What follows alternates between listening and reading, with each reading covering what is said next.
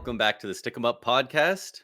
Burundi, Canada has done it. We normally record these a lot earlier in the day. We are recording this. What are we? Maybe half an hour since the gold medal game ended. Burundi, gut reaction right now. Give us your thoughts. Gut reaction? That's my gut reaction. We are fired up after this. All right, you know what? Well, just to set the scene, especially for Canadians, because obviously very outnumbered in the internet wars that were endured during this tournament.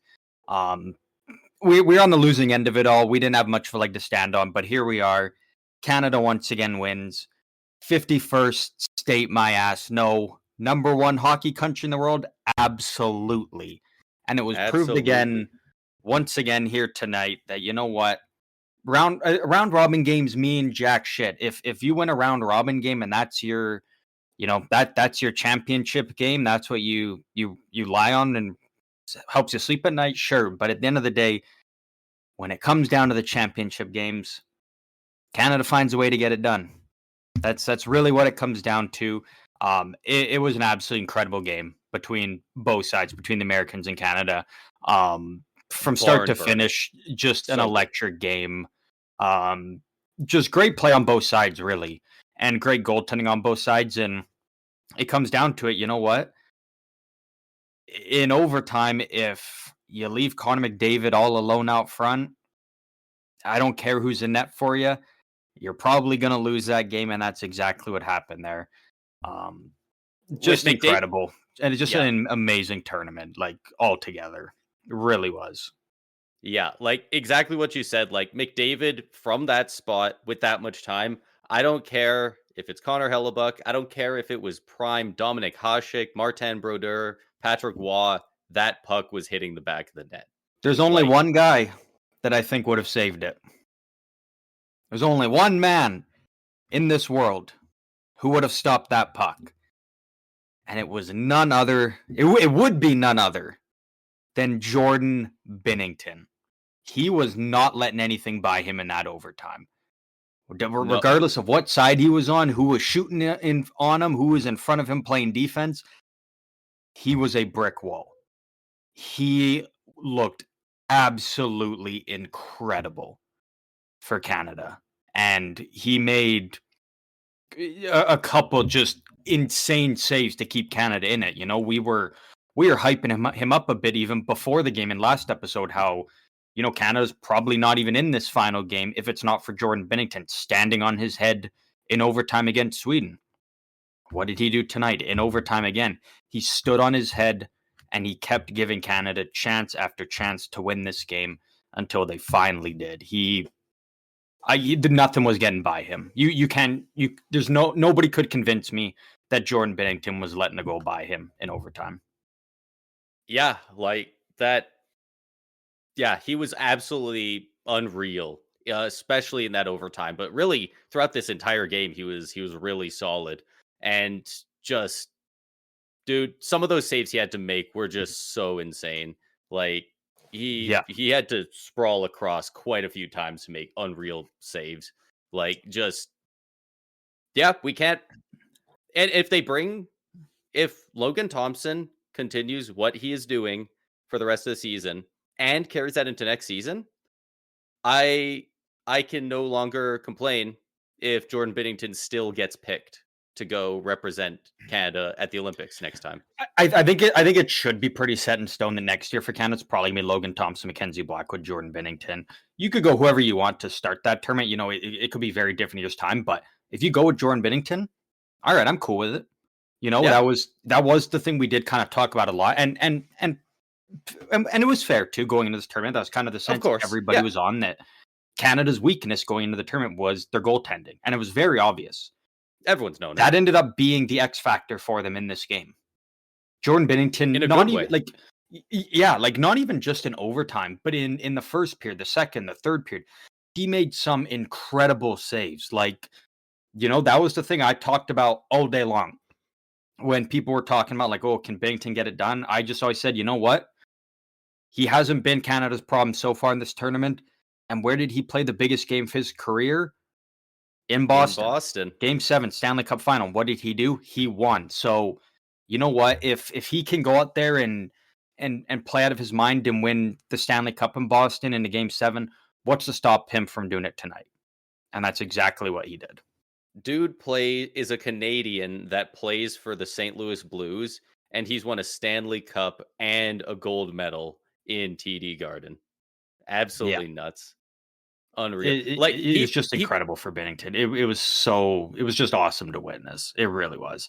he beat Connor Hellebuck in a goalie duel. And but Hellebuck did not have a Yeah. bad game. He had a great game as No. well. Yeah. Fantastic game, but Binnington absolutely balled out and held Canada in there. And that's the I thing as thought it well, was though, right? over Like, when Matthews got his shot. The puck comes yeah. free. Matthews comes in right from the top of the crease. Surely, if anybody, he's going to bury it. Binnington's out and sprawling. What a save, man. And he was the one I was the most nervous about in overtime as well, because you just think like the captain of the Americans, their best player, you can argue the best goal scorer in the NHL, and he didn't have a goal in the tournament. He did sit out the one game, but didn't have a goal, so you just kind of assume like he's got to be due. And what better way for him to get his only goal of the tournament than in this moment? So when it got to him, I was like, oh no. But Jordan Binnington, right there to make the biggest save of the tournament, right there to keep Canada in it, give him a fight. It fired the team up, fired the boys up, fired the entire country up, and here we are now celebrating. And just incredible from the team, start to finish. Like, we talked last episode, stupidest segment we've ever done, in my opinion. Now looking at it, talking about who should be on Canada, who shouldn't. Everyone that played in this game tonight proved why they deserve to be there.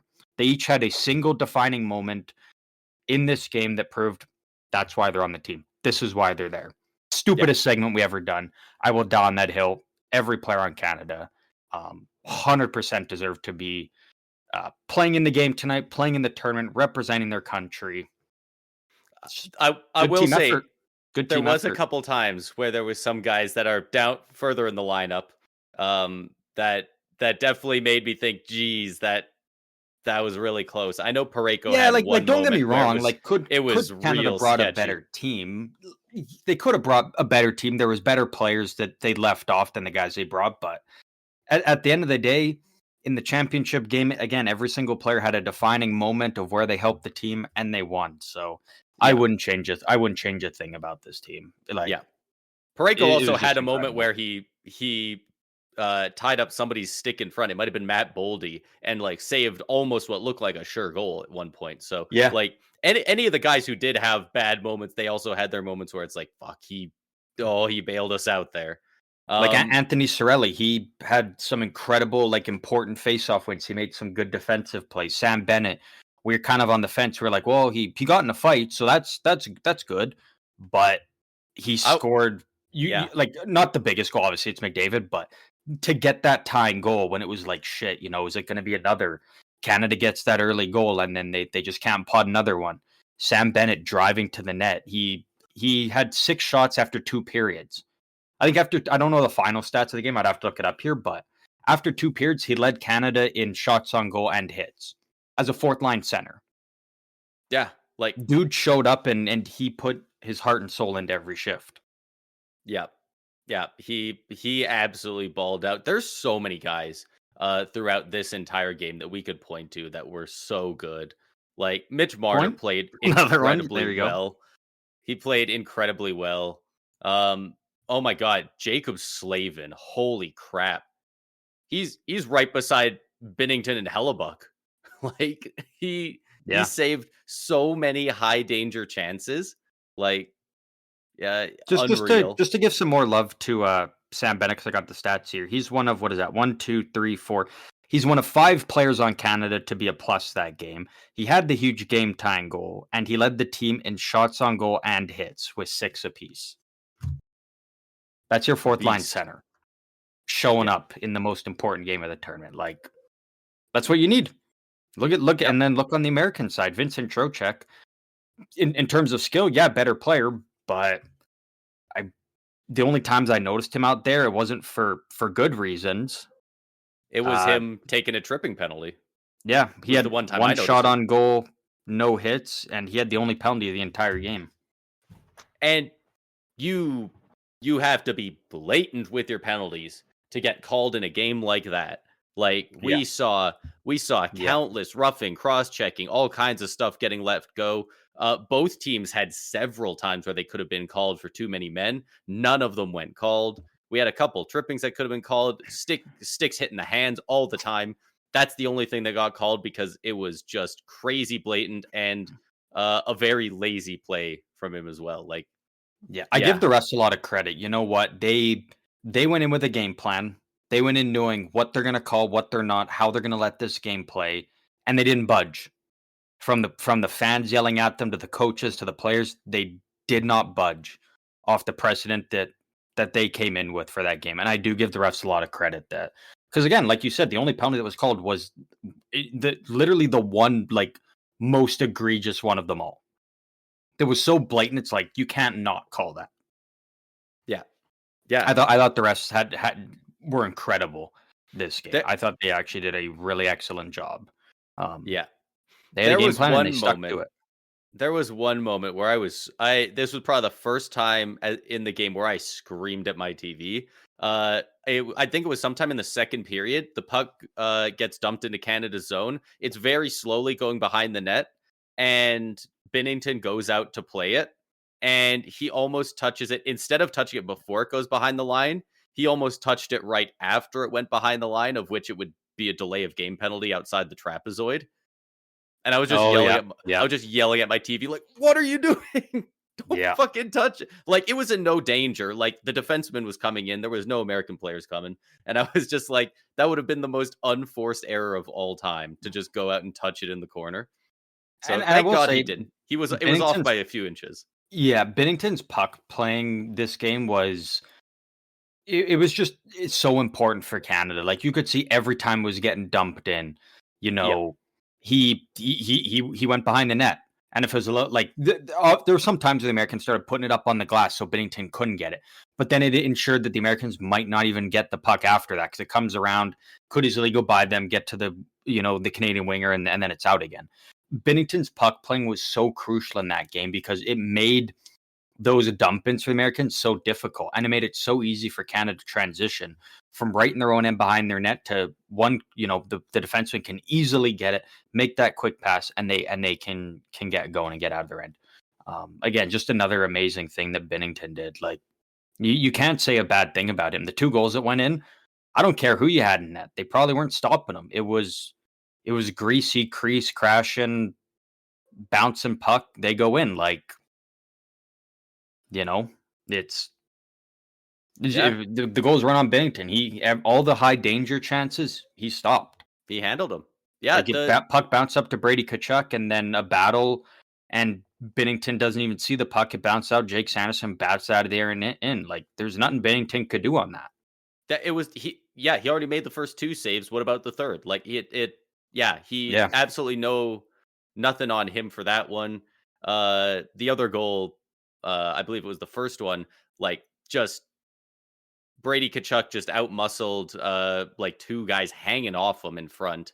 Uh yeah, I think it was Taves, maybe Pareko. Could have got to the puck first, but they went to play the body instead, which I don't mind. But when the body's Brady Kachuk, he's just going to push through you and take the shot. Like, yeah, but yeah, not on Binnington either. Like, yeah, just absolutely great. Um, man, like we could talk about almost every player that was in this game. How good they were. One guy I do want to talk about that was, in my opinion, a very key part to Canada's win here, who didn't touch the ice until after the game and they had won, and that is Coach John Cooper. This guy has won almost everything there is to win as a hockey coach besides the Jack Adams. yeah, He has coached his teams to win the Calder Cup in the AHL, the Clark Cup in the US Hockey League, the Robertson Cup in the NAHL, two Stanley Cups, and now a gold medal with Canada. In the Four Nations, because I do In the fully Four expect Nations. that he will be. I'd be shocked if he's not the head coach for Team Canada going into the Olympics next year. I'd be Yeah. shocked if he's not the coach for Canada going into the World Cup of hockey that they're going to be doing in 2028. Um, yeah, this guy's an absolutely incredible coach. Again, like you said, he's won almost everything you can win. As a coach, his legacy is only going to continue to grow. His accolades, achievements, and awards is only going to continue to grow. Um, yeah, you said it perfectly. He's just a phenomenal coach. Yeah. Um, yeah, geez. Frick, what a game. Like I know we're both still coming off the high of watching that. We had a group chat and we were texting back and forth with a couple other people just constantly. We're all watching live and we're all reacting at the same time and everyone's going, "Holy shit, Binnington just made a crazy save." And as I'm reading that face off, another wrist shot, he makes a glove save, another huge save. Like we were all losing our minds. Like apparently there's like several businesses in Calgary that like were just closed today. They just closed at like 2 p.m. because all their workers called in sick. Like Yeah, there's a I bunch don't blame him one bit. like the gas station down the road has been closed since like 5 o'clock because nobody's working. Like everyone's just Yeah, like, sorry, this dude, we're not coming in. We and got and shit that's to the do. thing that was so huge for the NHL. And again, like people don't like Gary Bettman, but I give him a lot of credit. This tournament was a slam dunk for the NHL. Like you had, Yeah. I can't speak as much to the other countries, but I'm assuming it was the same. But like for Canada, the country was bought in. Again, I talk about like people that aren't really hockey fans were bought in on this. They were watching the games, even though they didn't really know all the players or know a whole lot about the game. They were in because they were like they just knew how much this meant to Canada. They knew how much this tournament meant, how big this was to get best on best back. It encapsulated an entire country where we stood united as one, um, in just supporting your country, right? And that's the most beautiful thing you can get out of sports is seeing an entire country united by one team. And feels good to win. Feels good to be winners. Yeah. Just watching Canada win again, just there's no better way to say it. It's a good feeling. Um, couldn't have pictured a better ending. It really felt, watching this game destined to It go to overtime. I didn't want it to because storybook. I was just like, I just did like overtime sick. Don't get me wrong, love it, but it's a lot of stress, a lot of pressure. It's like, man, would have just been. I'm sitting there watching overtime, like hindsight now. I'm like, yeah, it's incredible to watch him in overtime, but in the moment during overtime, I'm like, just It wish it would have ended in regulation. I it wish was so stressful. late goal, middle of the third period or something, and Canada just holds on for the win. Um, but hey, you know what? The end result is all that matters at the end of the day. It doesn't matter how you got there; just matters what you're looking at. And we're looking at Canada hoisting the only country that will ever hoist the Four Nations Faceoff trophy. So there's that as well. Yeah, and like you said, the country bought in. I do believe all four countries bought in pretty hard on this tournament.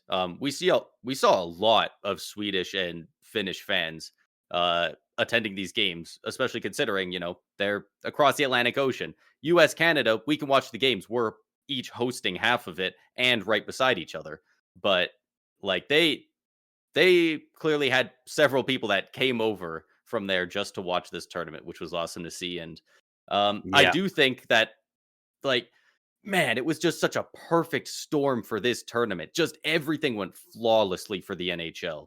Uh, it's happening at we're not going to talk on it, but it happened at the same time that Trump's going absolutely insane and saying all this 51st state shit, and that's gassing up Canada more. And then Canada starts booing the U.S. anthem even before the Four Nations. They were doing it at Canucks games and all that, right? They're doing it at all the games with the anthem in Canada. So we're booing them, and then of course the American players like, oh, we don't like that, and the Canadian players are like, hey, shut up. And then you get the fight, and that first game was absolutely electric. 3 fights in 9 seconds, going down in history. Uh, like and we're already such big hockey rivals, right? Like we're clearly the top two, but the shit was just but amplified that there was much. so much more to it. Like this is the difference between a regular pay per view and WrestleMania. Like it was so good. Kevin Durant tweeted out a couple days ago. People were asking him like, what are your thoughts on the NBA All-Star game?" You know what his answer was? I got the entire tweet right here. "For the betterment of your mental health and just overall well-being, don't watch the NBA. Hockey is right there, and they play with that aggression that everyone will like. They also rarely get traded or go to new teams of free agency, so the loyalty aspect is there. Hope this helps." Yeah. Somebody asked him, "What do you think about the NBA right now?" And he said, "The NBA. This is an NBA Hall of Fame level guy." And he said, "No, don't watch the NBA. Go watch hockey." Like it, that speaks insane volumes. Like Yeah. the NHL hasn't got press like this since the 90s. Like they Yeah. really No. haven't. Yeah. Dude, like you're completely right. Like this is just so massive for NHL and the sport of hockey in general. We talked last episode about some of the numbers, the viewership numbers. I cannot wait to see what they are for this game. Like, yeah, this is so huge for the sport, and Yeah. we're seeing it all over. Like, there's so many people I know that are not at all into hockey, or even some of them not even really into sports. And there's so many of them being like, "Hey, are people getting together watching the game? Where can I watch it?" They're like texting me like, "How do you watch games?" Like they want to watch because everybody's talking about it. This also coming right after a bad NBA All-Star competition, right after the Super Bowl. Baseball's like not really doing anything right now. Like it's genuinely such a perfect storm, and also the perfect storm of the games are super close. Like empty netter at the end, it was 3-1 for US in that first game, but it was close all the way through. This game's so close all the way through. 1-0, 1-1, 2-1, 2-2, and then goes to overtime. And then you get freaking of course Connor McDavid scoring the overtime winner. Absolute Yeah. cinema. Just incredible storybook finish. One thing that's worth noting, and I'm curious to see kind of the fallout from this tournament and kind of see what reactions are. So we know Matthew Kachuk didn't really play much in the second period and didn't suit up for the well, he didn't play in the third period or in overtime, was on the bench but didn't play. Yeah. Um, it was pretty interesting though, because I obviously, I wanted to watch a little bit of the aftermath of the game before hopping on here, and I watched Brady Kachuk's interview after the game, and Okay. they were kind of talking about his injury, and he just basically said, I don't really know exactly what's going on. But he did say that, talking to Matthew this morning, as a guy in Matthew Kachuk who played in, game 7 of the Stanley Cup final less than a year ago, he told his brother that this game just felt different. So you can kind of take that for what it's worth. For me, I feel like it's kind of like, it's the biggest game of his life. It kind of felt like going to this, because again, we kind of talked about, it was more than just hockey, for a lot of people, right? And so, Brady Kachuk basically said, again, this is a guy that played in the playoffs with a broken sternum and played in the Stanley Cup final with a broken sternum. So for the fact that he couldn't finish the game tonight and play, I got to imagine it's not very good. So I'm Yeah. I'm For curious to see this. what Matthew Kachuk's actual injury is, and what's the timeline on that, right? Like if it's after this tournament, he's out for a significant amount of time, like that hurts the Florida Panthers, and I got to imagine they're going to be quite pissed Yeah, we about might this not see tournament. him. We might not see him until the playoffs when he plays for the Hmm. Panthers again. Like honestly, like you said, he's an absolute animal out there. He's a warrior. He'll play through damn near anything. Like a broken sternum, man. For those who don't know, the sternum, that's your front. Your whole front. Yeah, Like that's pretty integral to being a human being. And he was playing NHL hockey with that in the for Stanley Cup playoffs. several games. So Yeah. like, yeah, The fact that he couldn't finish this one when, again, Brady Kachuk kind of made it sound like this game meant more to him than the Stanley Cup playoffs. It shows that, yeah, it might be something pretty bad. But again, we don't know for sure. Obviously, there's gonna a lot of these guys are gonna undergo a lot of evaluations and tests afterwards, as I'm sure a lot of them are more banged up than they've been leading on. But It's a hard hitting especially with tournament, man. Matthew Tkachuk for not playing in this game when you knew how much you meant to him, how hard and how amped up he was going into this one. Like just the look on his face and his energy during the anthem, you could tell like this guy was ready to run through a brick wall. Like he was just ready to go. And so the fact he couldn't finish, yeah, I got to imagine it's not good. I got to imagine it's pretty bad. But again, we'll wait for all of the stuff to pour out. I imagine by um, Tuesday's episode next week, we'll know a bit more of Probably. kind of where it's at, and once teams get back into the swing of NHL action, is in 36 hours, teams are going to be playing regular NHL regular season games again. So we'll know a lot more by that time. Yeah. Yeah. Well, I'm sure there'll be plenty of news coming out. Like we had going into this game, we had like 5 players on Team USA that were kind of labeled as day to day or game time decisions for this one. Like, yeah, we could see both Kachucks, Austin Matthews, Charlie McAvoy looks like he's going to be out for the foreseeable future. He just got discharged from the hospital earlier today, I believe. He had an infection or something like that. Yeah, read the So starting lineup for the Americans, though. That was pretty cool to see. yeah, that was Um, that was really cool. Uh, one player actually. That if you got actually, I'll let you say something first because you might. Do you have something on this topic still, or um, you got a different topic? it's a different thing. Okay, so I'll just quickly say mine because mine's not long. Um, again, we're talking about players like that we want to shout out and players that had a great tournament. A big one to Thomas Harley. For Yes. what it's worth, not points wise, I thought he was Canada's best defenseman tonight. I Uh, really did. And again, this is a yeah. guy that, you know, 5 hours before the game goes to have a nap to wake up to a call being like, "Hey, get ready. You're suiting up tonight." He went all of Tuesday, all of Wednesday. He with the mindset of and for the all of Thursday morning that I'm not playing. All the boys are healthy. They're ready to go. I'm I'm I'm sitting this one out. And then to take a nap and wake up and be like, "Hey, you're in." On such short notice to go out there and again, in my opinion, for what it's worth, Canada's best defenseman. Absolutely incredible, and I agree. He was I'm probably kind our of best I'm kind of defenseman. thinking, He was so it's good. He was our tough, right? Slavin. We talked about how good Devontae's was this tournament. I thought Travis Sanheim actually had a really good game tonight. Yeah. Josh Morrissey, again, we talked about how throughout the regulation games around Robin, you can easily argue Canada's best defenseman.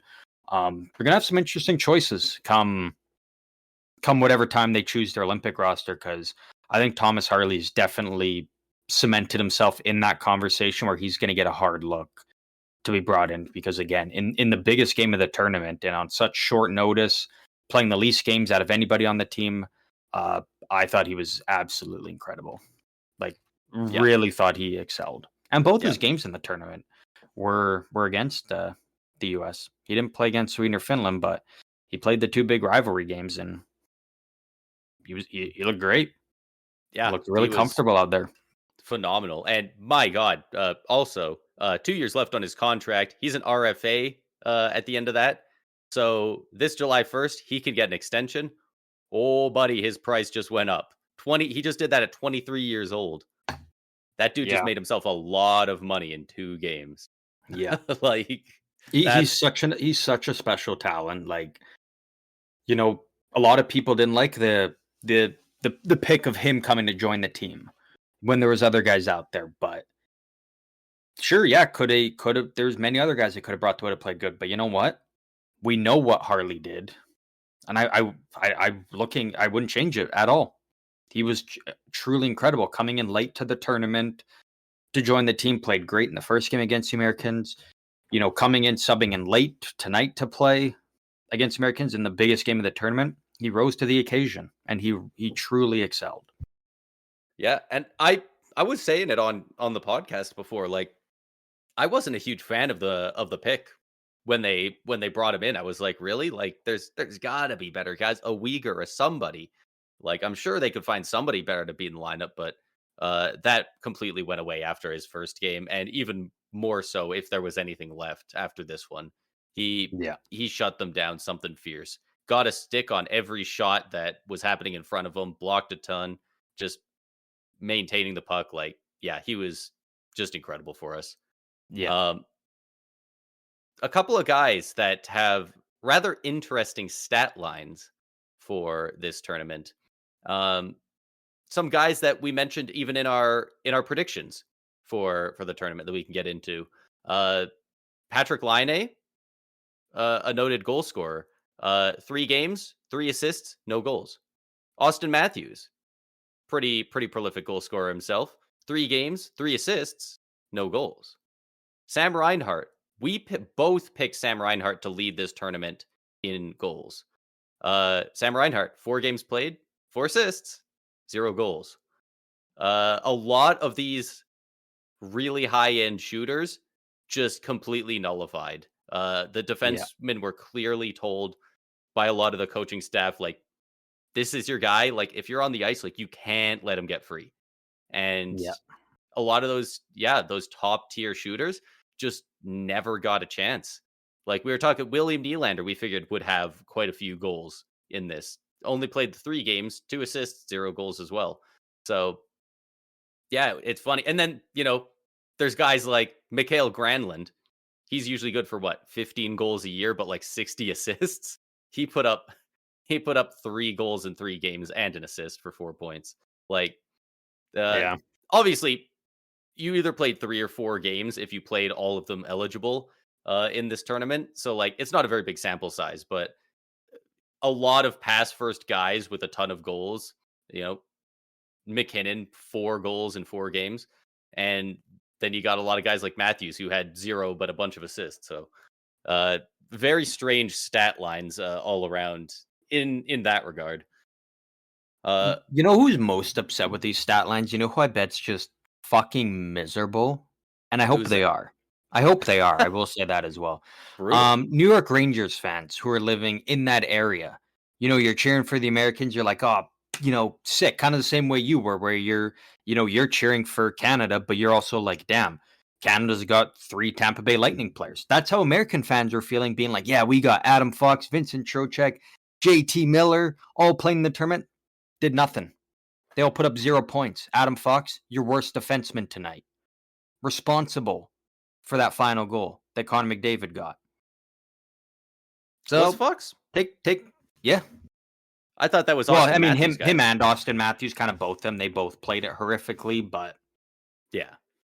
you know, for Adam Fair. Fox, who's renowned as like, top 3 defenseman in the world, to look that bad on a play like that, it's like, Yeah. And oof, Matthews, you're a a very Rangers good fan. two-way player. Oof, That's you know. rough.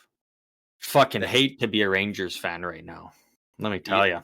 Oh, I would there any day of the year, but especially right now. Especially right now. on the broadcast after they scored, maybe a minute or so after, there's a lot of cheering, a lot of whooping. They showed the replay a few times. They showed one replay that they had the ISO cam, the isolated camera, and it just followed McDavid the entire play, and it showed the play perfectly. I highly recommend you try and find that clip if you can. If you look up the broadcast for the goal, I'm sure if the clip goes long enough, you'll see it. And it shows McDavid and he's skating around. He's trying to find open ice. Whoever it is has it behind the net. He's cycling it. And just the entire way, he's covered. He's covered. He's covered. Austin Matthews has him. Matthews has him. The puck goes to Marner in the corner. Matthews goes to cut that off. He's open for a split second now. And immediately the puck comes to him. He's all alone. Like Yeah. he could have stick handled it 4 times and then took the shot. Like An he's incredible goal too, because McDavid scored that and then celebrated in the Canada corner, the corner that was all red, of just all Canadian fans who bought out that entire corner section. Like, it was, as the kids are saying nowadays, it was cinema. The way that it went for McDavid to get the goal, and then all of Canada celebrating in the red corner that had all the Canadian fans. Like, what more could you ask for? yeah. Like the only thing it was missing was it being in front of the Montreal crowd. Like and just having the Yeah, arena explode. But No, like, this is still absolute like, we just watched hockey history. Like, that was so good.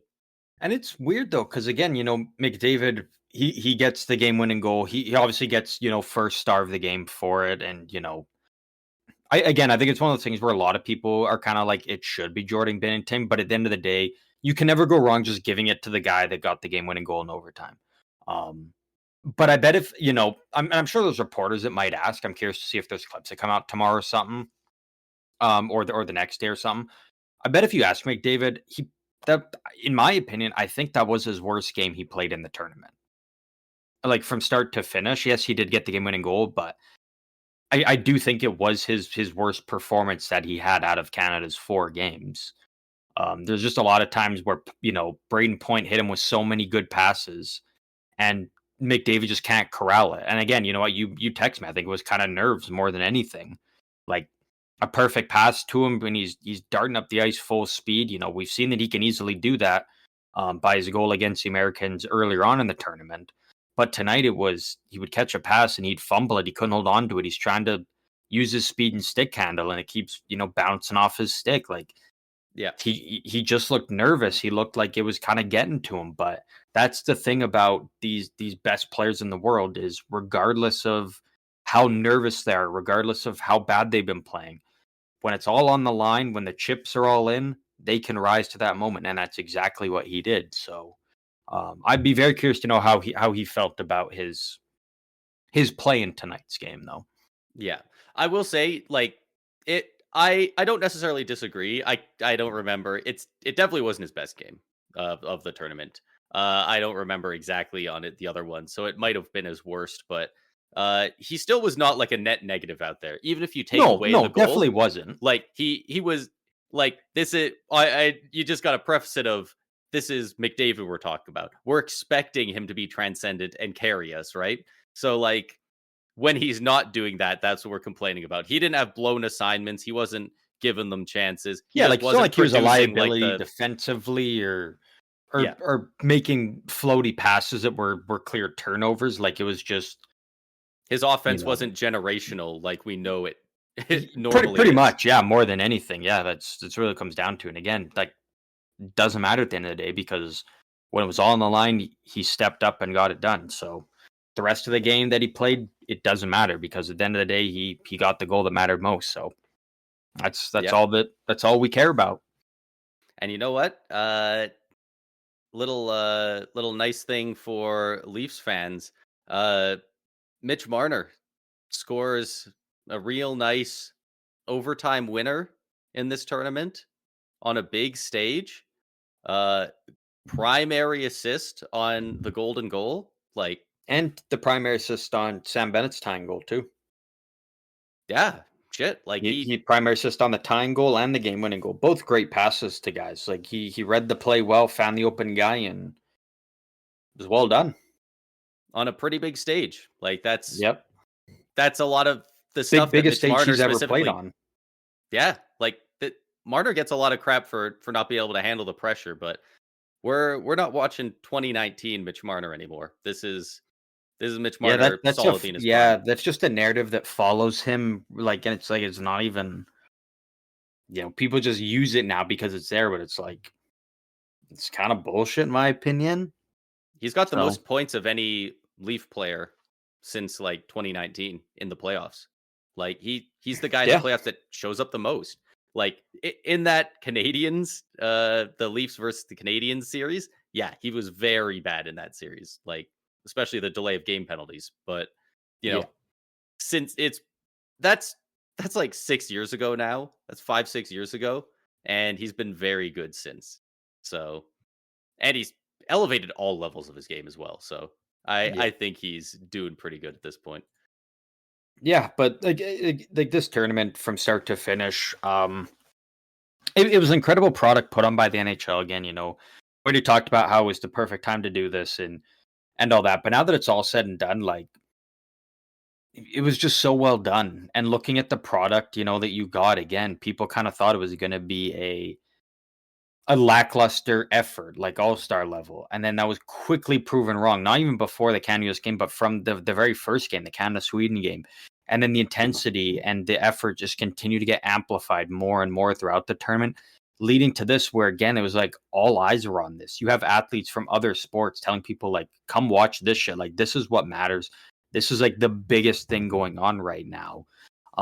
It was just so huge for the NHL this tournament. It was done incredibly well. Like no one's going home at the end of the day being like, oh, it was rigged or the refs weren't good. Like you can't use any of that. It came down to the best team won. All teams looked good. All teams showed up and got a win on the board. And it creates more excitement and sets a bigger stage for not only going into the Olympics next year, but for when the NHL again does their big World Cup in 2020. Because again, this was kind of a breakthrough for them to kind of like see if this can work, see if there's kind of smoke to the fire that they're trying to get for the World Cup, and we know that that's for sure happening now. So I just can't wait to get the Olympics next year, and then see what the NHL brings out for us when we get the World Cup in 3 years here. Yeah. Yeah, they absolutely smashed this out of the park. Like we genuinely cannot say that enough because they've done uh very little winning in the category of like national recognition for themselves and just the sport of hockey, and they've done so little to help it in the last 10 years, and this was just huge. Like Yeah, people kind of forget like the NHL, like in the 80s, was bigger than the NBA. Straight up was bigger than the NBA in the 80s. In the 90s, it at some point it kind of transferred over. It's hard to say when exactly. Probably around the time that of the dead puck era, beginning kind of late 90s. But uh, like it was in the last few years, in the last decade plus, really, hockey's kind of been like, if you ask an American, they'll say the big three sports in North America, right? Like Canada, we yeah, all say the big four, and hockey fans say that. A lot of Americans, they really don't care. I know it was a couple of years ago where uh it was the TNT sports panel. They were talking about basketball, and then one of them said, because it was in New York, and they said, which of the major North American sports teams based in New York do you think is going to win a championship next?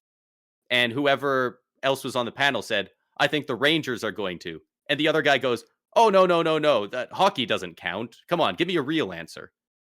Like, do you remember when yeah, that happened? Like a couple of years ago? Like, yeah. literally on the TNT broadcast, this massive sports stage, there is this huge respected guy going, uh, come on, hockey's not serious. Now all eyes are on hockey. The NHL has to The sport capitalize on just this huge. continues to grow. It continues to grow. We're already, we were looking at a dark time when it was COVID, but looking at it now, with the World Cup, or not the World Cup, the Four Nations this year, but knowing that we're going to get the World Cup, we're getting NHL players back into the Olympics. We're seeing the salary cap rise. We're seeing the NHL playoffs more competitive. Like, again, we're seeing like, an expansion team go to the cup final in their first year, win a Stanley Cup in their first 6 years. We're seeing an 8 seed team again, finally go all the way to the cup final. And, again, in my opinion, probably only lost due to injuries, but we're just seeing a better product. We're seeing a more competitive league. We're seeing the revenue going up. It's incredible. And again, you know what? The biggest knock on the NHL in the last 2 years is they switched to Fanatics. And you know what? Fanatics did the Four Nations jerseys and they kind of smashed them out of the park. So I tip Yeah, my hat to them as well because I was really not expecting a good product from them. But we did. We got great jerseys for all Four Nations.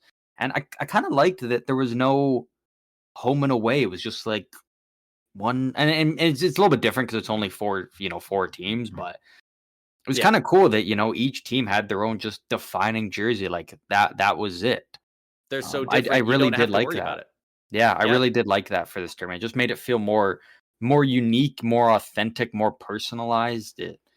yeah, There's yeah, just there's not enough good things we could say about this whole product we were given. Really, like yeah. it's just amazing. While we're on the topic of jerseys, I don't know if you heard about this. There's not a ton to report on yet, but they did announce a few days ago that the NHL is looking into the idea of uh, going back to white jerseys at home and colored jerseys away. Um, well, I guess that was kind of more the rumor going around. It sounds more like it's going to be teams can communicate beforehand to if they want to swap jerseys. Like, you can if you're like, hey, we want to wear our alternate jerseys for tonight, and they're this color. Can you wear this jersey that is, kind of the opposite of And that or less and similar? the home teams kind of already do. Like again, not many people would know this if they don't truly pay attention. But I notice it because it involves one of my teams. But the Vegas Golden Knights, because their thing is kind of like wearing their gold helmets at home. So I know it's Carolina. I believe when they're the away team, I think it's red helmets they wear. I could be wrong. Maybe is black, but I do believe that it's red helmets, not the traditional white that most teams wear. And Yeah. San Jose, they've now switched to wearing the teal buckets instead of the white. But when they play in Vegas, they're wearing their white ones. Yeah. So there's already kind of that in there. Personally, in my opinion, I know some people like the idea. I like the home team wears their colors and the away team wears the white. I do prefer that as well. It's just better. It just makes the atmosphere more authentic for the home team. Like, people's argument is, "Oh, well, when I watch my team on the road, I wanna see their home jerseys." I don't give a fuck about that. I don't care what jerseys my team's wearing. I care if my team wins. I care if I'm getting a good product, which in NHL we've been getting. So, like, at the end of the day for the jerseys, I don't really care what direction it goes in. But in my opinion, I just like the traditional. Hey, you're at home, you're the Golden Knights, wear your gold at home. Don't wear your white at home. Yeah. Yeah, Like like it you're the Flames. Wear your nice red jerseys at home. Don't wear your white ones. Like wear what most of your fans there are wearing, which again yeah, is traditionally the home jersey, the darker color, your team color. it's more authentic because every team kind of shares the white, right? Like Yeah, there's not really any teams using a different shade of white that's kind of unique really. But yeah. they Unless it's like a Winter Classic jersey or something. yeah.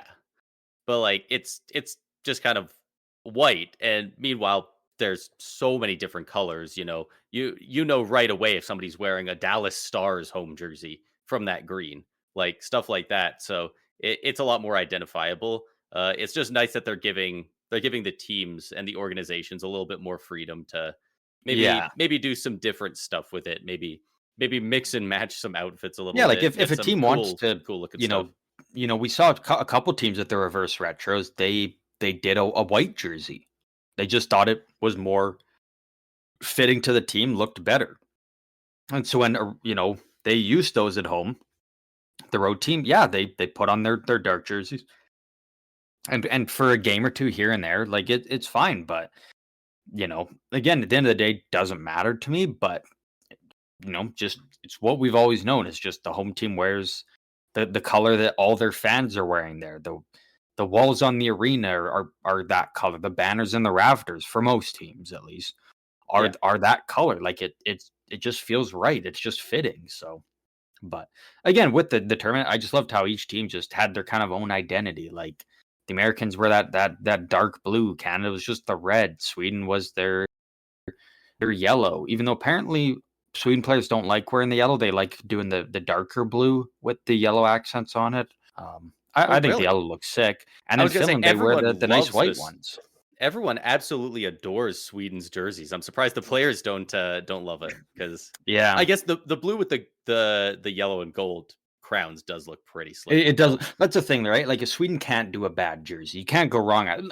All of these countries, like they Yeah, never put out bad jerseys. yeah. So And honestly, something similar to this, like I wouldn't mind seeing it.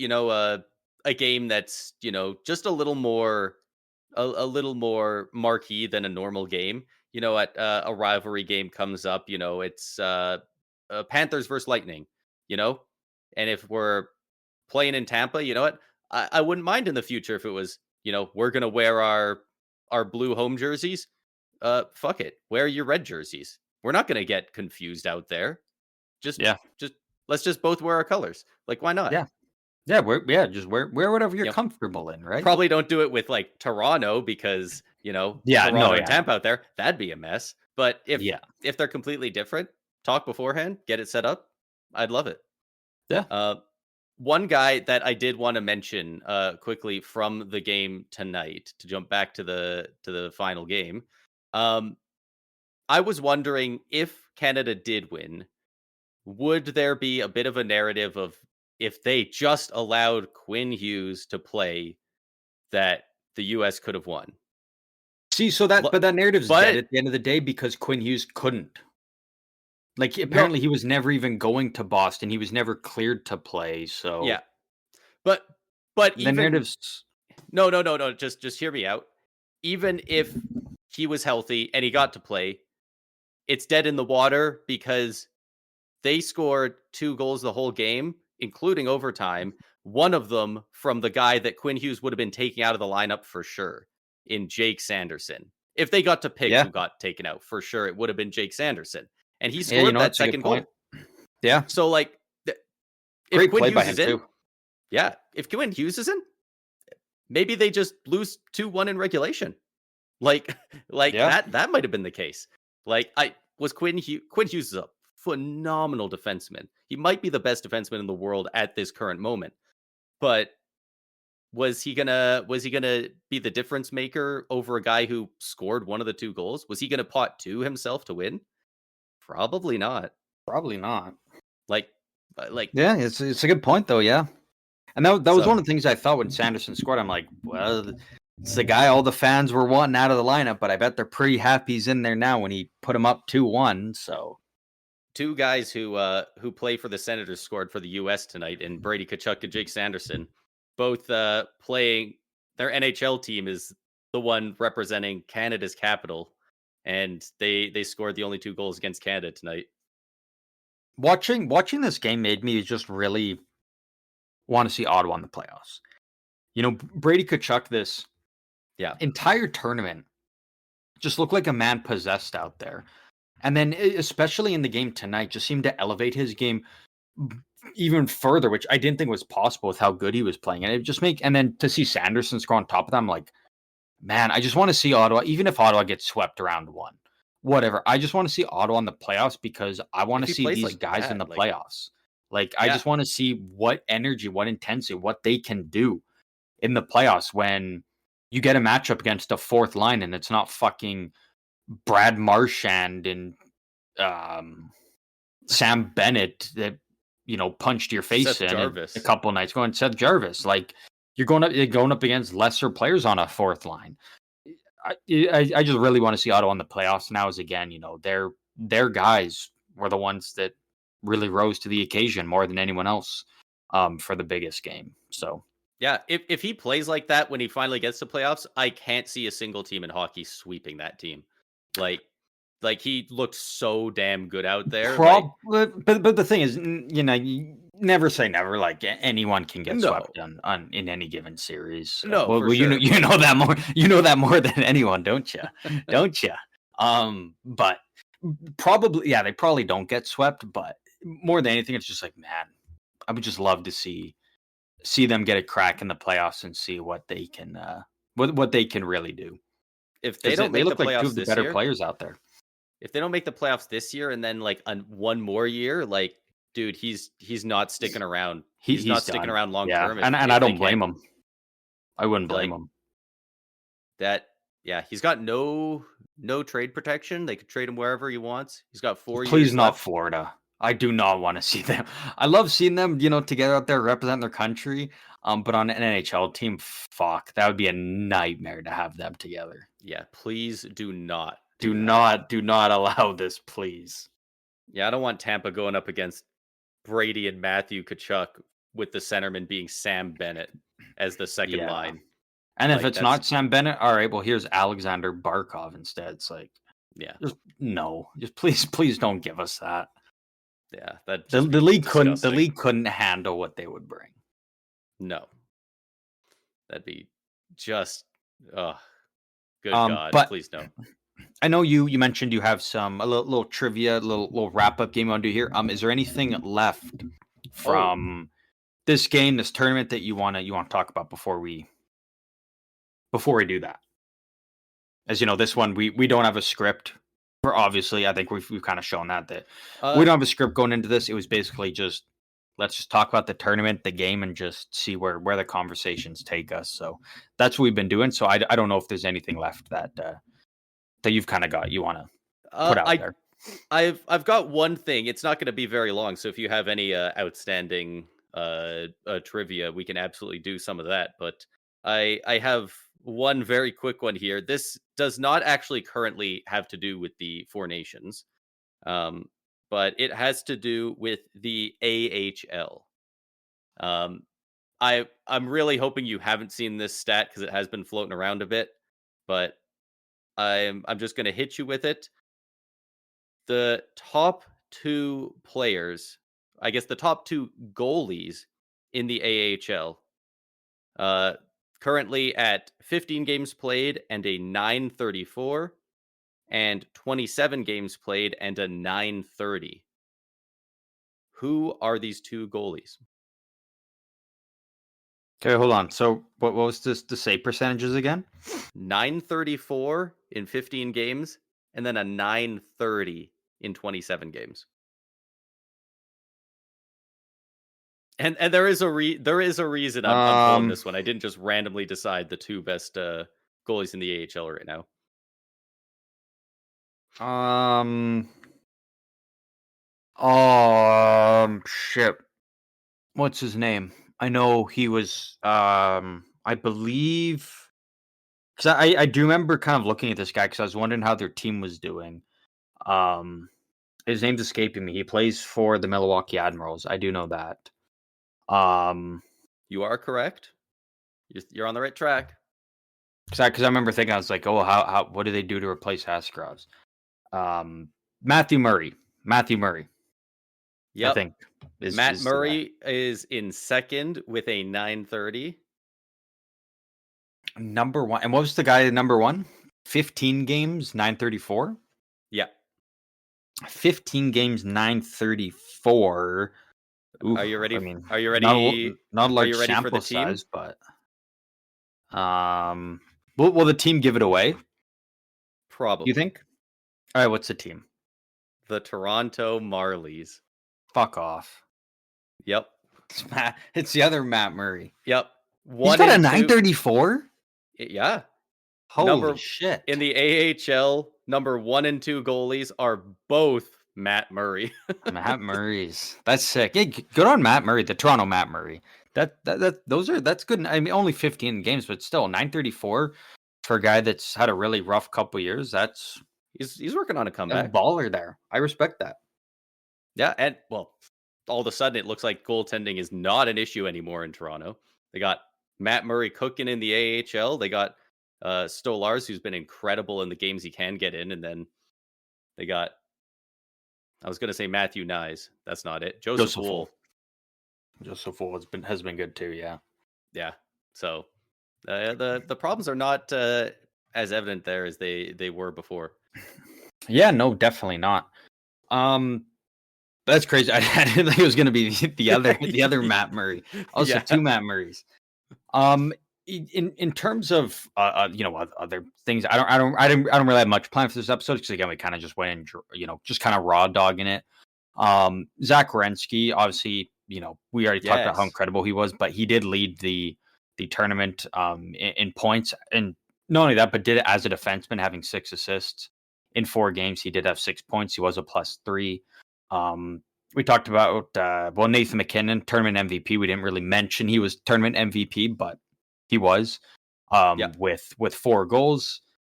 Plenty of other guys with 4 points, 3 points. Connor McDavid, the MVP of the final game, and Captain Canada, Sidney Crosby. Both were the only players with 5 points in this tournament. I think the best way to wrap this up is to, I think, just go through the predictions we did. We can agree or disagree if we got them right, and just kind of wrap it up there. I think, and we can give our final. We can go through each team and give our final MVP for all 4 teams. Yeah. Yeah, I love it. So we'll do the most points and most goals. We'll just kind of do those ones because those ones are kind of easy to do. I don't know. Do you have your list? I don't remember who you had for most points. I had Connor McDavid. Came I'm up pretty one sure. short. I'm pretty sure we both did. I think so. Yeah, obviously McDavid right up there with 5 points, but not being number one as Zach Werenski did have the most goals. I had Sam Reinhart, who had a big whopping 0. So I got As that did I. one. I hyped him up that much, and I got that one very. You, Oh, you had a Reinhardt too? yeah, you. I Oh I well, was fuck. We gonna. both suck. I think I was gonna go with. I was gonna go with either Crosby or McKinnon. I think. And then you gassed up Reinhardt so much and made so many good points. I was like, no, yeah, it's gonna be Reinhardt. You're right. So I Yeah, jumped on Nate ship with turned you. into a playmaking machine. Yeah. Eh, Top goalie, I had Connor Hellebuck. I think uh, that yeah, one's kind of the easiest slam dunk to pick of the goalies. You know, yeah. personally, I'd sit there. I'd love. I'm not going to say that because I know there's someone out there that take that out of context. Um, I would love to, give it to Jordan Binnington just because, oh, what a great final game he played. But from start to finish, it was Connor Hellebuck. I mean, he Absolutely. allowed 1 goal against the Americans, 1 goal against Canada. He allowed 2 in regulation tonight, and Connor McDavid in overtime. I don't blame him. Like, No, oh yeah. sure, oh, maybe you would have loved McDavid him with to that much stop it, time. but like, yeah. Well, Yeah, like again, like we yeah. said, the only goalie that was stopping that in the entire world was Jordan Binnington because he was just a man possessed tonight. Um, so I think I got that right picking Hellebuck. I If you'll give me yeah. that, No arguments here. yeah, let's He go. wasn't the best goalie tonight, but he was absolutely the best goalie throughout the entire tournament. And I picked UC Saros. I don't think he started all the games for his team. So Yeah, he might have been the worst goalie the entire tournament. yeah. But I Like, did I actually, I did think he say was. that I think he was. I did say that there was a good chance of that in You did. That in that my was that was predictions. an out there pick on him like stealing a game or two for Finland. So Yeah, I I I, didn't I can't fault you for that. I didn't even pick him for my MVP for his own team. I just picked him as the MVP of the goalie of the tournament because for Finland's defense, like if he put up a 900 save percentage, it would have been unreal.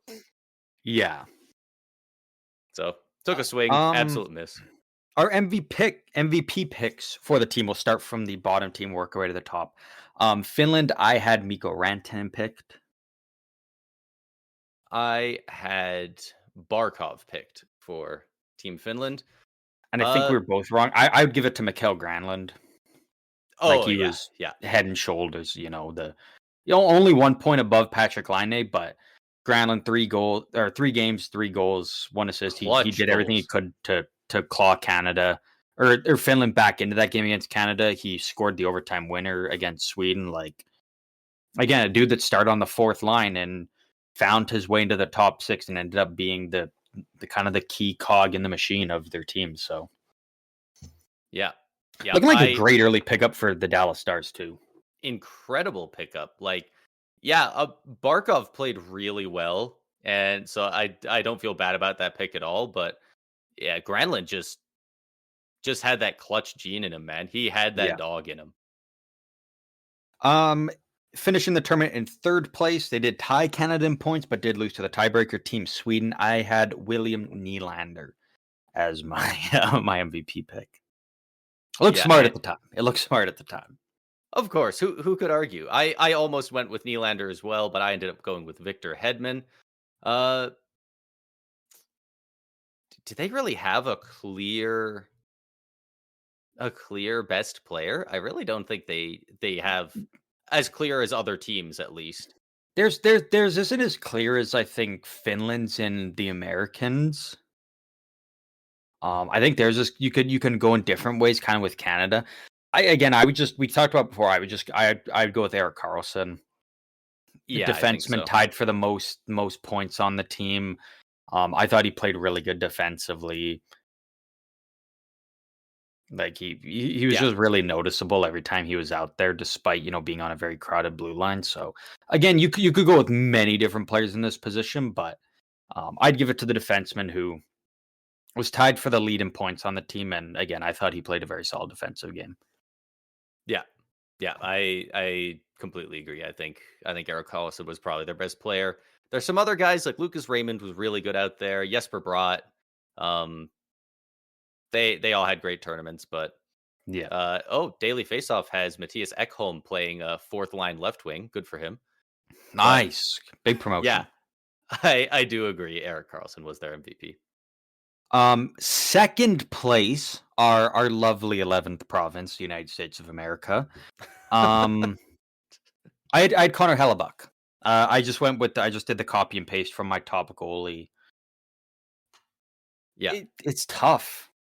It's really tough to say for them on, I guess I kind have of I have no who idea, did dude. who did you end up picking for your MVP? I picked Jack Eichel. Oh, you had Jack Eichel. Um, well, I I think yours is out of the question. For me, it really comes down to Yeah, it's either Connor Hellebuck or Zach Werenski. Um, I guess I it's really just what you value more at the end of the day. Like again, I don't think there's a right or wrong answer between the two of them. I think we can give you the point because you were clearly more right than I was. I there's so many guys. I wouldn't be mad about Jake Gensel, Brady Kachuk, Yeah, even Matthew Brady Kachuk, Kachuk. Yeah, Zach Werenski, Connor Hellebuck. Jacob Slavin had 0 points, and honestly, I wouldn't care if you said he was the MVP. He was yeah, so good defensively. Like, yeah. yeah, I can't even give one to the Americans. Like they actually had just so many guys that kind of just rose to the occasion and played great. If it was just gun to my head, who are you picking? I think Werenski or Hellebuck would Th- probably th- th- come like down to it, but those are my top two. At the end of the day, I'll go Zach Werenski. Because okay, yeah, Hellebuck allowed one goal against Finland. Binnington was at that level until Canada started fucking messing around with their lines and just playing prevent defense. Binnington, if they just stuck with their game, Binnington allows one goal against Finland, yeah. and he allowed one against Canada. Binnington allowed two. There was an empty net goal. I thought he played great against Canada. I thought he had a great tournament, but Zach Werenski, 6 points in the tournament in 4 games, all assists, but +3, led the tournament in points as a defenseman. It's I so I would give it crazy I give looking it to at Zach this. Werenski. Yeah, I think I agree. Like, it's so He funny took look his at the great play stats. in the regular season and brought it to the tournament. Yeah, like you look at the stats and like number 3 scorer in the tournament, freaking Sidney Crosby, unreal. There's only 2 guys who got 5 points. Crosby and the guy in second, McDavid. Like, 2 of the most Yeah. generational players we've ever seen. And then 1 point above him, Zach Werenski. Oh, he's a defenseman, by the way. So, you know what? Yeah, I think that's a good pick. And I'll have to look it up. If I can find it, I will bring it to the next episode. But I did hear them talking on one of the broadcasts. I believe it was the US Sweden game. They were talking about how Zach Werenski was on the verge of making history with something in terms of I can't remember if it was points or assists by defensemen. Um, so I'll have to look and Interesting. find that Yeah. because if I heard them correctly, which again I don't know if I did, he would have broken that with his assist tonight. So I'll have to do a little bit of research and bring that to the table, but I believe he did kind of set some kind of record. So Yeah. Zach Werenski would be my MVP pick. Yeah. Yeah, I agree. Great pick. And then lastly, the winners, the no longer being claimed as the 51st state, as that was the agreement online on Twitter amongst many people. Team Canada. I Yeah. picked Sam Reinhart. I really thought Sam Reinhart was going to have a monster showing of being a goal scoring machine in this tournament. He decided to go the opposite way and be like, hey, look at me. I can still dish out the puck. I can be an assist guy. He did finish the tournament with 4 assists in 4 games, no goals. But he is not my final MVP pick. No, and I'm pretty sure I had Connor McDavid. I'm like 90% sure I picked McDavid for this as well. That I would believe it if you told me I picked Crosby for sure, but it would have been one of those two, and I'm pretty sure it was McDavid. So I think you did go McDavid, yeah. If I remember correctly, I believe you did have McDavid. Who's your MVP pick for Canada? I it's tough. It's tough to say, after that last game, Bennington's around the conversation. I don't think he is the MVP though. Um, No, he's up there. He had a great tournament, but again, I just think of there's just like, because again, like I'm looking at, I'm like, I don't think Canada's in a different position with another goaltender. I still think they win that game against Sweden. Might not be in overtime, but they still win. They lose against the Americans because again, you weren't winning that game 1-0, and you beat Finland, and then you won tonight on the back of Jordan Binnington. Um, yeah, but again, there's just a couple goals that he allowed that I'm like, you probably should have saved. Like he was saving all the high danger chances, but it was the low danger ones that he was allowing. yeah. Um, Again, great showing tonight. He is The Markstrom in my special. the yeah, he's the biggest reason Canada won. At the end of the day, he kept him in the game all throughout the third period, in overtime off numerous crazy chances. Um, not one, not enough for MVP at the end of the day though. Yeah. Um, in my mind, I think I got it. I think it was Connor McDavid. I think it's insanely close between Crosby, McKinnon, and McDavid. I think it's between those three for sure. Um, if you argued either of the other two, I wouldn't argue back. Like it's a so close, it's a razor's edge. Um, McDavid has one more. McDavid and Crosby both have one more point than McKinnon, but McKinnon had four. All four were goals. Um, it's pretty much too close to tell. I'm just gonna go with McDavid because he had the golden goal. The first goal he scored against the US, he did that pretty much all on his own. Like, Mhm. yeah, he Yeah, felt the most impactful consistently throughout the tournament, which is hilarious to say because we're if we're talking about the entire tournament, like potentially three of them are like in the top five for most impactful on the overall tournament. yeah, But yeah, and you can't go wrong with McDavid. For me, and again, I'll give you the point because McDavid is 100% a great pick, and again, he's kind of tied, but I'm going to give the slight edge to Sidney Crosby. We yeah, kind of talked about before coming into this tournament as Captain Canada, the oldest player playing in the tournament. He started off the tournament with a bang with those three primary assists in the opening game against Sweden. Um, every time he's out there, you noticed him. He was making solid defensive plays. He's creating offense. The biggest thing for me was it came down to that Finland game. Finland gets those two late goals from Granlund. They're thriving. They're on the charge, looking to tie it up. Sidney Crosby, you don't know him for being a big physical player. He goes out there and just makes a massive open ice hit to break the play up, get the puck loose, and then the puck finds its way to him from Sam Reinhart, and he buries it from center ice to ice the game and send Canada to the finals. And then tonight, his ice time wasn't as high as I thought it was going to be for a game like this. But again, every time he was out there, you just noticed him. He was sniffing around there. You felt like he was due for a goal. Obviously, didn't end up getting one, but um, for me, it's Sidney Crosby. But again, like you can't go wrong whether you pick McDavid, Crosby, or McKinnon, who ended the yeah, term with 4 goals. So yeah. Like, yeah, all it's three one of of those them were situations where incredible. any argument feels correct. So, Yeah, um, and I'm very curious with a tournament like this, especially with the Olympics and with NHL players finally being allowed to come back, coming around in a year's time.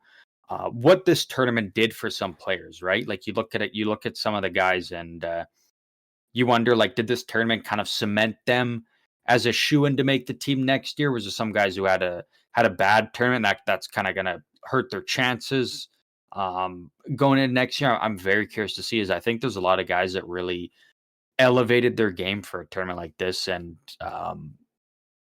did a good job in kind of making a name for themselves on such a big stage like this. So yeah, there's like some of these guys are, you know, Mark Stone. You would just assume you're going to pencil him in for the next team. He played good sometimes. Sometimes it was a little more sketchy though for on this tournament. And his age is really starting to show in his foot speed. Another year or two goes by, he might have slowed down a lot. Like I don't know if he's not as shoe in as he used to be for this team next time. Guys yeah, like Thomas Harley or Sam Bennett, if you would have asked me 2 weeks ago, no business being near this team. Now, you have to make an argument against them getting back on the team because Sam Bennett's the one it's kind of up in the air because you're like, I mean, you know what? Actually, even without fighting the Olympics, fuck, man, he was so good tonight. I Like, I even as a fourth line center, man, I didn't even care about the fight in the he first game, balled to be out. honest. It wasn't even He about that. balled out. His play in the rest of that game and then this game was really good. Like Yeah, you know what? Yeah, yeah, he's a guy that you have to make it like someone's really got to overtake that spot, and probably not next year with the Olympics. Like we might see a Connor Bedard on the team. I don't think we get a Celebrini, but I think once you start getting into the World Cup in 2028, like that's when it's really going to be like we're going to start seeing a lot more youth injected into this. But I think going into next year, might see a lot of the same guys come back. Might see a lot of the yeah, same guys on this team that we saw throughout this tournament be back on Canada. yeah, Um, I could see it. And man, could you like I don't know, they're so young, so it's insane to try and project it, but could you yeah, imagine if we got, Bedard and Celebrini on the next team? You got freaking Celebrini and Bedard flanking Crosby or something like that. Like there's so many of these elite borderline generational talents that could all yeah, you get those generations mixing and you get to see these guys all play together on a team. Like, the infamous, what was it, 88 Canada Cup where Gretzky and Lemieux played together for the first time. Like, stuff like that. Like, and, for what was it? Less than a minute into game one of this tournament, freaking McDavid, Crosby, McKinnon in the back of the net. Like, shit yeah, like that is just so good. It's so good for the sport. It's so cathartic to watch as a fan. It's just amazing. So yeah, hopefully we get to see more of that at the next tournament. I'm sure we will. I thank God this tournament did so well. Where they cannot get rid of best on best again. Not after it's done this well. yeah. No, after this, it's here to stay. Now that the NHL, um, players can go to the Olympics, and then every 2 years, the NHL knows that they've got I guess every 4 years, but every 2 years offset from the Olympics. The NHL knows that they've got their big World Cup of hockey, which again is going to be an entirely NHL ran thing. So they're going to continue to scale that, grow that, make that even bigger, and they reap all the benefits of it. So I got to imagine they're going to be putting their heart and soul into that. Um, Absolutely incredible tournament. Once again, congratulations to Canada. If you want to join in on any of the talk of the Four Nations, let us know your thoughts on the tournament. Let us know your MVP predictions. You can do so by reaching out to us, messaging us, tagging us on any of our socials. They are down in the links, a link to all of our socials across all episodes on all platforms. You can click the link, come over to our socials, tag us, message us, whatever, video, chat us, who cares? You can reach out to us there. Yeah, Braden, FaceTime us. yeah, FaceTime us. Braden, it has been an incredible tournament. It has been so much fun covering this tournament. And we know a lot of our fans have loved to listen to the stuff around this. We know our fans really love this kind of international content, but unfortunately, we have come to a close on it. And it is that time where I must ask you for your final thoughts. Four Nations final thoughts. 2010, Sidney Crosby scores the golden goal for Team Canada. We're all the way up 15 years later in 2025. And the next one, Connor McDavid, golden goal, 3-2 overtime over the US. Like legitimate cinema. Yeah, I really couldn't. This game should have been That's playing just in perfect. theaters. Sorry. This game should have been playing in theaters. I would have gone to a movie theater to watch this. Yeah. Oh, I think anyone would, right? Like that's As long as you can drink in there.